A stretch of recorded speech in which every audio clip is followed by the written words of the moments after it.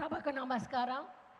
ఈరోజు జ్యోతిరావు పూలే మరియు సావిత్రిబాయి పూలే విగ్రహావిష్కరణ మన ప్రియతమ నాయకుడు ముఖ్యమంత్రి గారి చేతుల మీదుగా మరి ఆవిష్కరించుకొని ఇక్కడ సభ ఏర్పాటు చేసుకొని విచ్చేసి వేదిక మీద కూర్చున్న పెద్దలందరికీ, వేదిక ముందు కూర్చున్నటువంటి సోదర సోదరీమణులకు, స్కూల్ నుంచి వచ్చినటువంటి పిల్లలకు, అదేవిధంగా పత్రికా మిత్రులకు, ఇతర ప్రముఖులందరికీ కూడా నా యొక్క హృదయపూర్వక నమస్కారం. మరి మాట్లాడిన పెద్దలందరూ కూడా జ్యోతిరావు పూలే గారి గురించి చాలా వివరంగా చెప్పారు. ఆయన ఒక సంఘ సంస్కర్త, సామాజికవేత్త. మరి ఆ రోజుల్లో మరి కుల వివక్ష, అసమానతలు ఉండేవి, మరి అవి తొలగిపోవాలని పోరాడినటువంటి వ్యక్తి. మరి మహిళలను కూడా ఆ రోజు తక్కువగా చూసేవాళ్ళు, చదువుకోకుండా ఉండే విధంగా పిల్లలు చదివించేవాళ్ళు కాదు.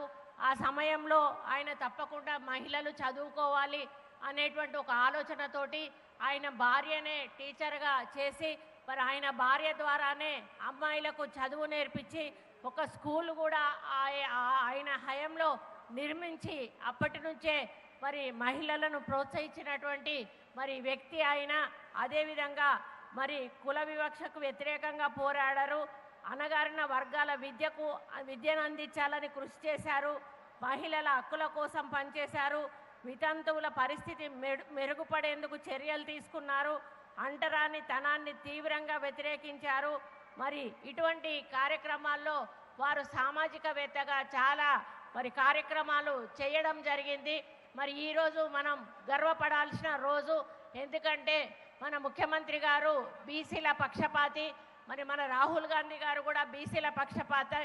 ఆయన బీసీలను పైకి తీసుకురావాలి అని మరి వారు భారత్ జోడో యాత్రలో తీసుకున్న నిర్ణయాన్ని గౌరవిస్తూ మన ముఖ్యమంత్రి గారు ఇక్కడ 42% బీసీ రిజర్వేషన్ అమలు చేయాలని చెప్పి ఇక్కడి నుంచి కేంద్రానికి పంపించిన మొట్టమొదటి రాష్ట్రం మన తెలంగాణ రాష్ట్రం అనే సందర్భంగా నేను తెలియజేస్తూ ఉన్నాను. మన ముఖ్యంగా ఇక్కడ కూర్చున్న పిల్లలు మీరందరూ కూడా మీరు లేచి జనగణమన చదివేటప్పుడు చూస్తే అందరూ కూడా ఒకటే డ్రెస్ తోటి చూడడానికి చాలా ముచ్చటగా అనిపించారు. మరి గతంలో ఆడపిల్లలకు వేసుకోవడానికి సరిగా డ్రెస్సులు కూడా ఉండేవి కావు. కానీ మన ప్రభుత్వం వచ్చినాక మన ముఖ్యమంత్రి గారు మొదటి రోజే పిల్లలకు మరి స్కూల్ దుస్తులు అందించడము, పుస్తకాలు అందించడము, అదేవిధంగా మరి టిఫిన్స్ పెట్టకపోవడం, బ్రేక్ఫాస్ట్ లేకపోవడం వలన పిల్లలు కొంతమంది స్కూల్కు రావడం తగ్గిపోతున్నారని బ్రేక్ఫాస్ట్ను కూడా ఈరోజు స్కూళ్ళల్లో పెట్టించడం వలన మరి పిల్లల సంఖ్య కూడా పెరిగింది.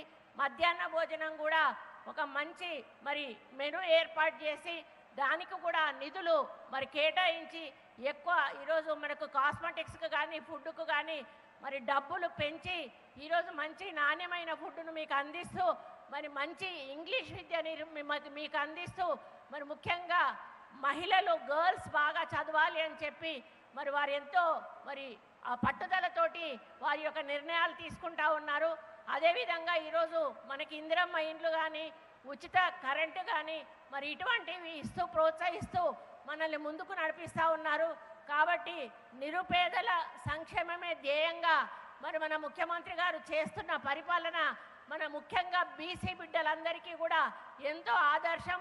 కాబట్టి మన బీసీ బిడ్డలందరం కూడా ఆయన ఆశీస్సులతో మరిలో సంతోషంగా ముందుకు పోతా ఉన్నాం. కాబట్టి వారి ఆశీస్సులు మనకు ఎల్లవేళలా ఉండాలని, అదేవిధంగా మన ఆశీస్సులు కూడా తప్పకుండా రేవంత్ రెడ్డి అన్న మీద ఉండాలని మిమ్మల్ని అందరినీ కూడా కోరుకుంటూ మరి ఈరోజు ఒక మంచి రోజు, ఇది చరిత్రలో నిలిచిపోయే రోజు.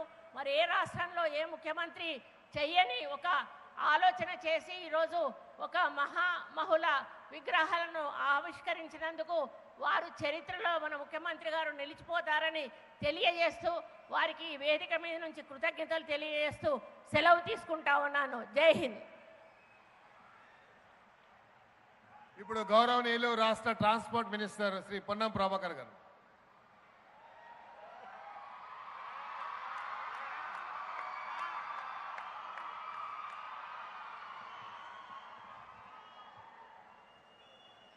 ఈరోజు గుడ్ ఈవినింగ్